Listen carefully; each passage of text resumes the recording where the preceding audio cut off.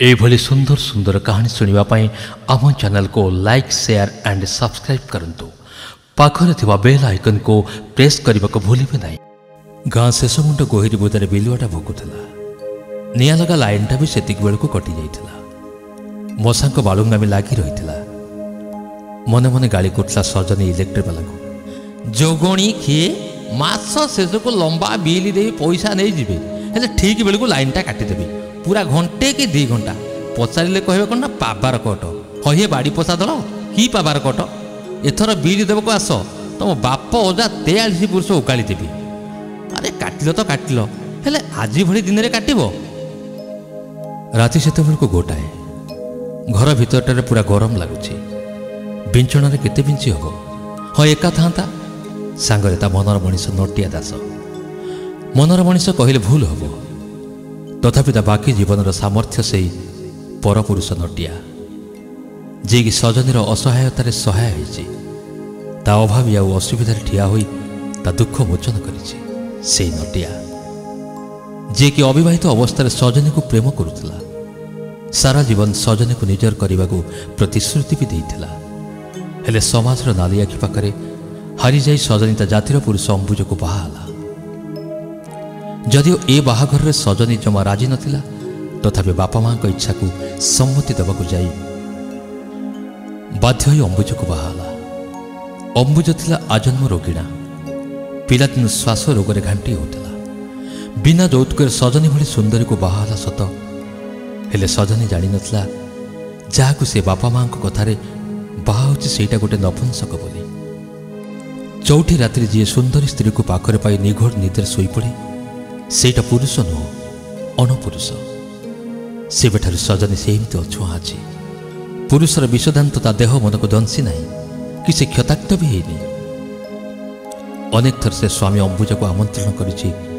ता नारी पणियार गुप्तधन को ता भितर चोरी कर नेबाकू अनायास हेले समर्थ हैनी अंबुज हारी जाइछि से सजनी पाखरे निजर असहायता को स्वीकार करिछि निज अधिकार को सब्यस्त करने से असमर्थ बोली जणई देछि सजनी को तथापि सजनी सबु सही गोटे नारी ता पेटर भोक को सही पारे हेले देहर भोक को केबे भी सही पारे दे। अनेक थर से अंधार राति अंबुज कूल मुंड रखी कांदी सेज उपरे बाध्य कर अंबुज को ता ततला देह को शीतल करने देहर भोक को मारिबा अधराति अंधार भितर बिलुआर हुके हु डाक भितर निछाटिया बेड़ारे लुटई देछि ता फुंकुड़ा देह को अंबुजर चौड़ा छाती उपरे हेले बरफटू आहरी ठंडा अंबुजर देह उष्मता नहीं भी उत्तेजना राति सारा यौवन ओजनिया भारे भाराक्रांत सजनी हेले निदर घुंकुड़ी मारुଥାଏ अंबुज आखि लुह को आखिरे मारी कड़ली उठाई शुए सजनी सकाल उठी घर सबु काम करे निज नित्यकर्म सारी चूड़ा खंडे खाई निज काम चली जाए अंबुज। अनेक थर बापा माँ को निज दुख कथा जन सजनी हेले किछि फल मिलनी देलु नारी हेलु पारी नीति से माने अविचलित झीर दुख को बुझापी से पाखरे समय भी नहीं। बाहाघर 5 वर्ष बीती जाइथिले भी सजनी कोल पिलाटी ना अधिक अधिक सुंदरी लगुच सजनी चेहरा टिके भी मली पड़नी बाहा पानी पड़ा पर आहरी सुंदरी लगुच कौन बा लाभ हम एमती सुंदरी हबारे फूल को जदि भंवर न चुमिला जदि ताठू महू न शोषिला ताले कि लाभ केवल कौन बगीचा को खुशी करने फूलर जन्म तथापि सबकि सही भाग्य को दोष दे पड़ रही सजनी बाहर लोकों आगे बाध्य ही हसी किंतु भितर बहुत कांदी या भितर अंबुजर श्वास दिन दिन बढ़ी चले बेले बेले देह तार खराब हुए शेष हस्पिटाल एडमिशन हुए गोटे सप्ताह पर आखि बुझे अंबुज विधवा हुए सजनी समाजर नियम अनुसार हेले एमिति एकाक बंचिबा ता पई दुर्विषह हो पड़े शाशु शशुर कहीं तो नहांती केमिति से बंचिबो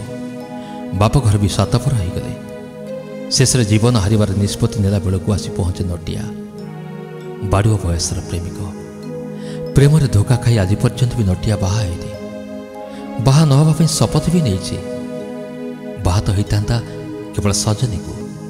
सजनी ना तो आउ भी कहीं ना से दिन राति अधे नई को आत्महत्या करने को गला बेले ନଈରେ ଜାଲ ପକାଉଥିଲା ନଟିଆ। ସଜନୀକୁ ଦେଖି ତାକୁ ମଲା ମୁହଁରୁ ବଞ୍ଚେଇଲା। ସବୁ କଥା ସଜନୀ ନଟିଆକୁ କହିଲା ପରେ ନଟିଆ କହିଲା, ଏଇ ଆଉ ତୁ ଏମିତି ନିଷ୍ପତ୍ତି କାହିଁକି ନେଲୁ? ଦେଖୁଛୁ ମୁଁ ଆଜି ଯାଏ ବଞ୍ଚିଛି ତୋ ବିନା।